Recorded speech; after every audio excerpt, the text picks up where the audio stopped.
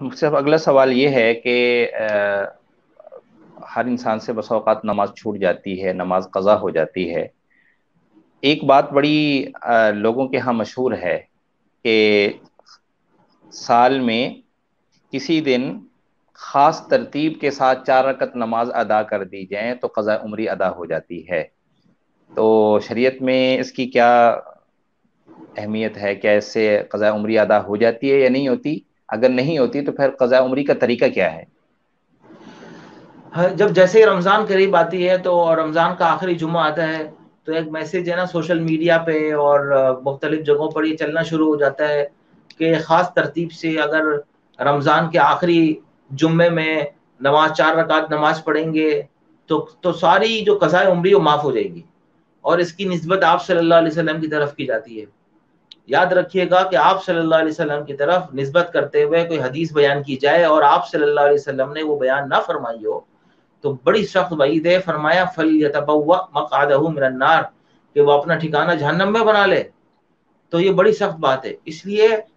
یہ ایسی روایتیں، اور یہ روایت اب رمضان قریب ہے،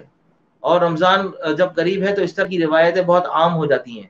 تو جس کے پاس بھی یہ روایت پہنچے تو سب سے پہلے اس کا جواب وہ یہ لکھے اور لوگوں کو بتائے کہ یہ بالکل من گھڑت روایت ہے،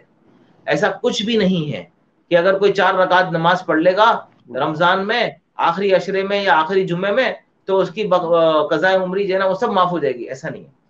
قضاء عمری اگر کسی نے غفلت کی وجہ سے، لاپرواہی کی وجہ سے اگر اس کی نماز قضا ہو گئی، نمازیں اس سے رہ گئیں، تو اس کو تو قضا کرنا ضروری ہے، اور کسی عمل سے وہ نماز معاف نہیں ہو جائے گی، اس کو قضا کرنا ہے۔ اور اگر غفلت اور کوتاہی ہوئی ہے اس پہ استغفار بھی کرنا ہے۔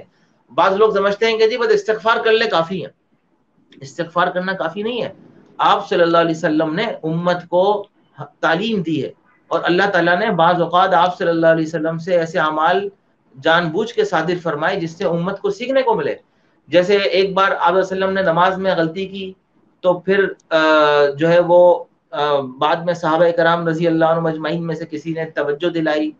اور پھر آپ علیہ وسلم نے اس نماز کو دوبارہ پڑھا۔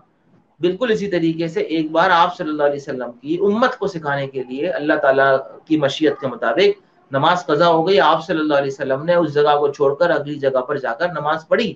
اور اس کی قضا ادا کی۔ تو اگر کسی کی فجر کی نماز رہ جائے، ظہر کی نماز رہ جائے، بالغ ہونے کے بعد،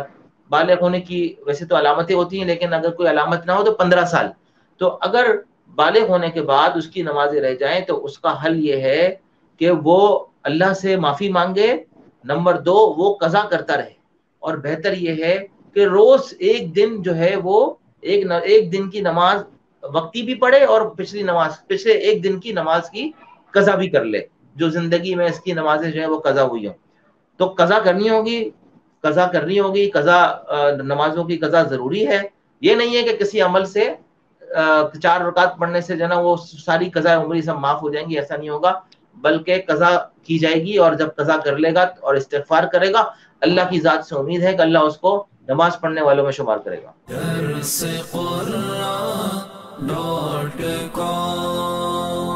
www.darsequran.com